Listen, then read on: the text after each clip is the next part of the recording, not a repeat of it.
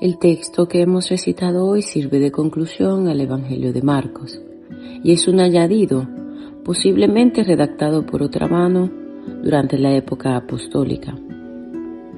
El pasaje incluye la aparición de Jesús primero a María Magdalena, que fue a anunciar a los discípulos incrédulos el acontecimiento de la resurrección.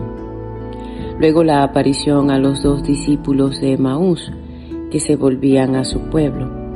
Y finalmente la aparición a los 11, reunidos en torno a la mesa, es decir, recogidos en la celebración eucarística, a quienes Jesús reprocha su incredulidad y su actitud refractaria ante el testimonio de algunos discípulos. En todos estos casos, solo la presencia directa de Jesús liberará a los videntes, es decir, Magdalena, los discípulos, los apóstoles, de su dureza de corazón y los transformará en verdaderos creyentes.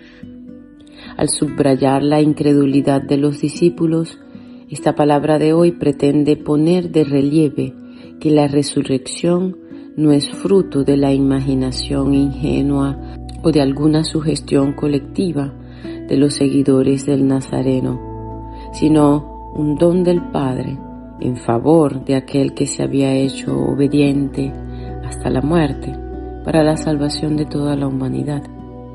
El texto ofrece como una conclusión la invitación del resucitado que envía a los discípulos al mundo para que prolonguen su misión y desarrollen la actividad evangelizadora junto con el Señor. De este modo, el texto de Marcos confirma que la primera experiencia de Cristo resucitado la hicieron personas extrañas al grupo de los 12, con las que había mantenido relaciones de amistad. Lo mismo sucede con la segunda aparición, alargada a los discípulos de Emaús, y sobre la que Lucas vimos que proporciona detalles más abundantes. Marcos y Lucas se preocupan así en describir que la actividad del resucitado no tuvo lugar solo con los 11, su prioridad sin duda, sino también con otro segundo círculo de discípulos, la Magdalena, los discípulos de Emaús, las mujeres. En el caso de hoy, solo en tercer lugar se benefician los apóstoles de una aparición del Señor. Versículo 14. Los 11 no son entonces los primeros en haber creído. Entonces, revisando los testimonios, los documentos de la resurrección recitados durante esta semana, confirmamos que todos los evangelistas reflejan la incredulidad de los 11 frente a las mujeres, y Marco es el único que da testimonio de su falta de fe en el mensaje de los 2 discípulos de Emaús. Aquí lo podemos ver en el versículo 13 de Marcos, en contraposición a la versión de Lucas.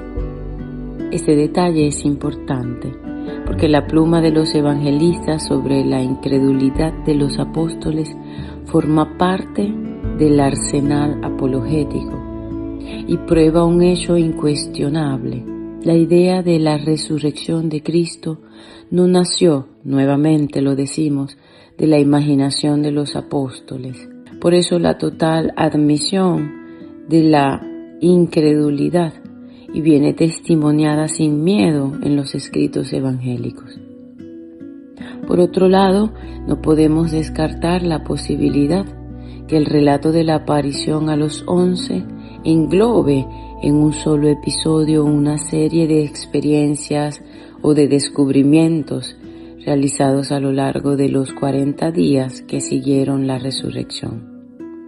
Hay que resaltar además que una seria tensión ha debido de producirse necesariamente entre la vida de fe en la iglesia primitiva y la institución de la misma. Y pasajes como el Evangelio de este día de Marcos son muy apropiados para mostrar que si bien en la iglesia son necesarias las estructuras, no son del todo suficientes para que nazca la fe ni para proporcionarla tampoco. Porque como hemos reflexionado a lo largo de las catequesis de los relatos precedentes, la fe seguramente es un movimiento totalmente personal e individual y que es compartido en la comunidad, convirtiéndose en fermento para la misma.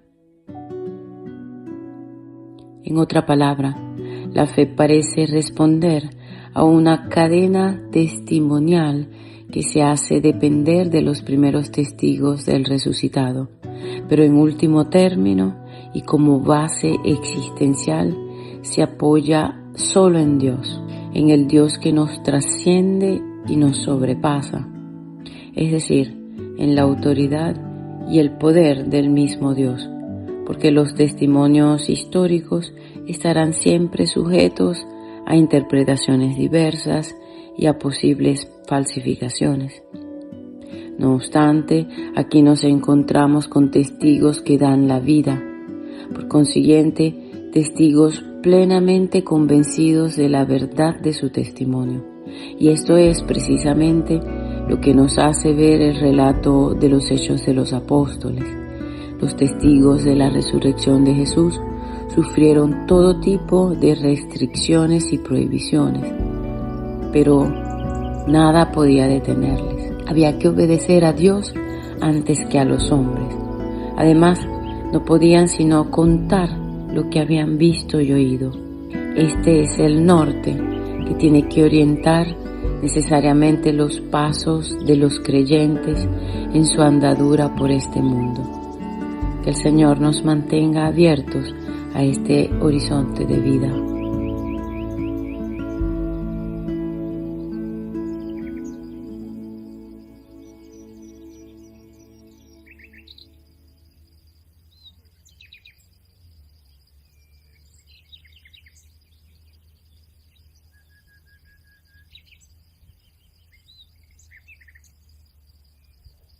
Dad gracias al Señor porque es bueno, porque es eterna su misericordia. El Señor es mi fuerza y mi energía, Él es mi salvación.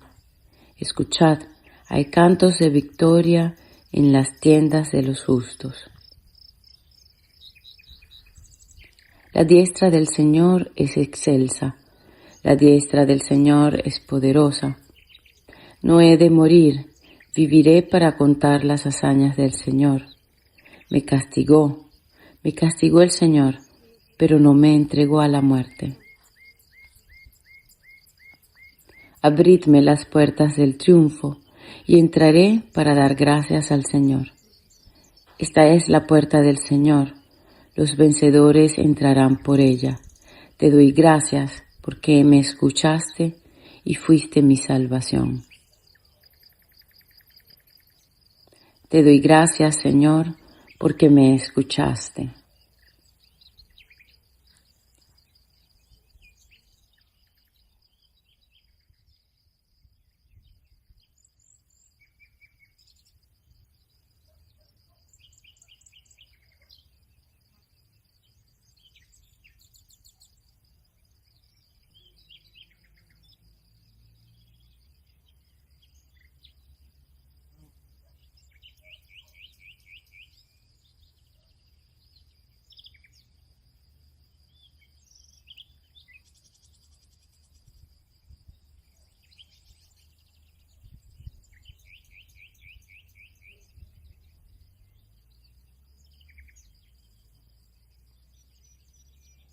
Gloria al Padre, y al Hijo, y al Espíritu Santo, como era en el principio, ahora y siempre, y por los siglos de los siglos.